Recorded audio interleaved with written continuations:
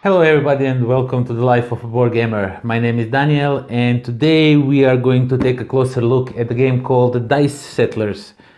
A game where you will be throwing dice, making settlements, tents, houses and whatnot. A really interesting game of resource gathering, collecting and battling each other. And fun fact, when I was a little boy, my parents were moving from the town to town, and they even were responsible for settling two towns, completely organizing them from the ground up. So yeah, that's that. So let's open the box and see what we have inside.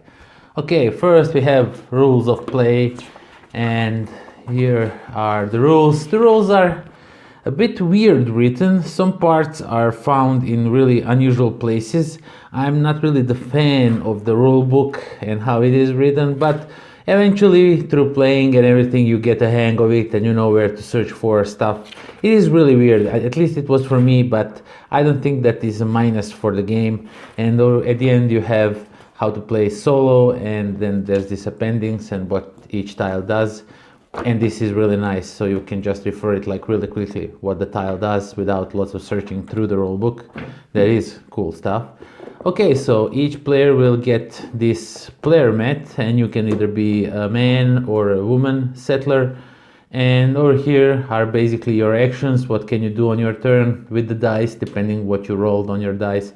And over here you just see how many faces dice has. I mean, not how many faces, but what has on its faces, how many different symbols it has on its faces, and each player gets one of these, right? Then we have scoring pad, where you will score points at the end of the game, see who's the winner.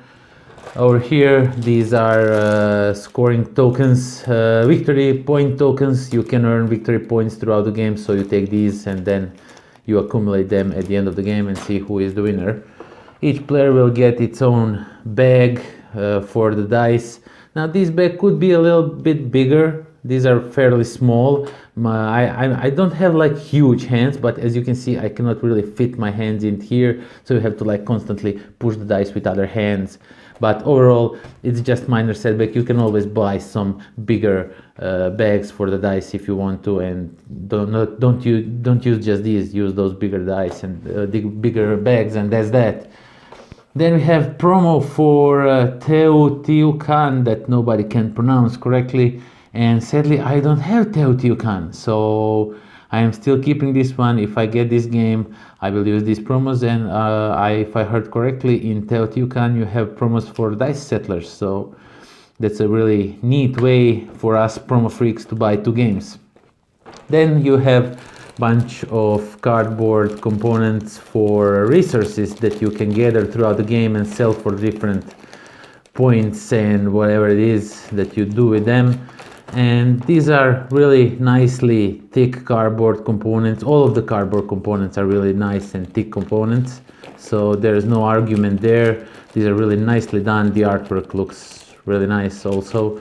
And we have some cards over here. Oh no, this is not a card, this is just a first player token, so you know who is the first player in the game, and each player has two actions. Then we have a bunch of these cards, and you will use randomly selected cards or pre-selected. They tell you you can select these and these cards, but I like to do it randomly. So these two are, I think, always in play, or one of these is always in play. And depending depending on which set of cards it is, you take one or two of each of these, and those are a bunch of different abilities that you will get throughout the game. Like for example, the head symbols are counted as gun symbols, so you can attack each other's, kill each other's tents and whatnot. And there's a bunch of different abilities, so replay value of this game is through the roof with these cards alone. And we are not even talking about the main part of the game.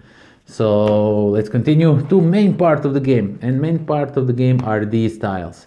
So you will be randomly drawing these tiles. These are the lands that you will be building throughout the game, and then you will form the board. The board will look different each time because you never know which one you will pull out, which color tile and what will it do. And they all have some victory points on them, different abilities, what they can do throughout the game. If you have the ownership most tents on this, you will earn 7 points at the end of the game. And they did really one nice thing. They put a symbol on each tile, so if you are colorblind, you can always look at the symbol and know this is the green because it has this rhomb, or it has a circle, so it's this clay or dirt or whatever it is. And also each of these tiles has a building on it with a number, and that number is used, as I already showed you, for this appendix over here. So for example, I drew a 38 tile, and I can just quickly scan through it, see 38 and see what it does. Increase dice quote by 1, and you just increase dice quote by 1. And that's really cool. I really like that one. Then we have a bunch of dice in different colors, and these are the cream of the crop, if you ask me. I like custom dice in games are something that I'm so weak to. When I see custom dice, I'm like, okay, I need to have this game just for dice alone. Overall, you have these dice, and these are like printed on them, but they look fairly quality printed. They will not wear off, at least they don't look like will wear off. And you have these small symbols in the corner that are matching these tiles, so you know that this green one is going with this tile. Because when you are buying these dice, it depends. If you have tents on a green area, you can buy green dice, otherwise you can't. And you will be buying these dice, throwing them throughout the game and gathering resources, your forces and your path to victory.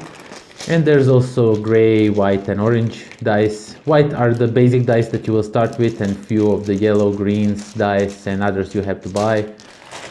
And then you have this thing over here, and this just tells you throughout the game how many dice you will pull from out the bag. Minimum of 3, maximum of 9 dice that you can pull from the bag on your turn, and then use them as resources or attacking each other or whatever you want to do with them, whatever they say you can do with them. And we have components for each player, and basically what you get is some wooden big houses like this one, and then there's these small cubes that are representing tents.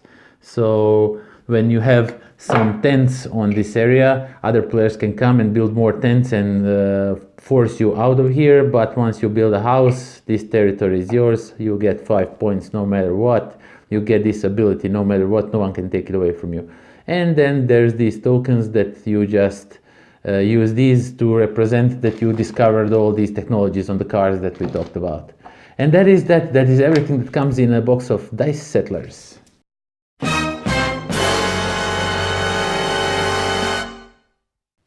Okay, so that was dice settlers, and you know I'm a big fan of dice games, and when they have custom dice in it, I'm a bigger fan. And did I like this one? You bet I did. You bet you I did. This game is awesome. I really liked it. Everything works so perfectly together. How many dice will you draw? Battling each other on the map for the supremacy on the tiles to give you more dice to draw from the bag, because you start basically with just 3 dice and that's that. And then you are trying to force others out with your tents, overbuilding them, and maybe build a big house so you secure that. You know that you will always draw 4, 5, 6, up to 9 dice from the bag in one turn, and even that doesn't give you the victory, because friend that was constantly pulling like 7 or 8 dice from the bag, he didn't even win. It was really phenomenal gameplay, and everything works so great. Components are stellar, dice look nice, and I really like interaction between players and all the tiles, how they work and everything. And as I already showed you, that appendix, when you draw the tile and you know exactly, oh, it's number 25, and you just go, oh, 25 does this and this. Rulebook is a bit wonky, a bit strangely written. Some parts are like end of the game is all the way at the front page for some reason, not at the end, and stuff like that. I don't know, it is really weird written rulebook, but I don't think that is a minus, because when you go through it once or twice and you play the game and you go some more to the rulebook, and when you learn how to play the game, this game is such a pleasurable experience. I cannot tell you enough how much I like this one. Now, the one I showed you is basic. This is not a Kickstarter version of the game, so you get all these premium resources in it and whatnot. So you can buy these from Top Shelf Gamer or some other site that sell these. But overall, I like how the gameplay goes. It goes really fast. It has some nice decisions, like for example, when you throw your dice, you get a bunch of different symbols, but you only get to activate 2 symbols in one round. So for example, if you get more symbols of the same kind, your action will be that greater. If you have 1 hat, you will not do that much, but if you have 3 or 4 hats, you can do like a lot of stuff. And you can, if you have more guns, you can kill more tents and whatnot. Overall player interaction, everything looks really cool, and you are forcing yourself to other players' territories, because when they build next to you, you get to force yourself into it with 1 tent, then they can overpower you with another tent. It's really back and forth, and I really like that game. I really like it.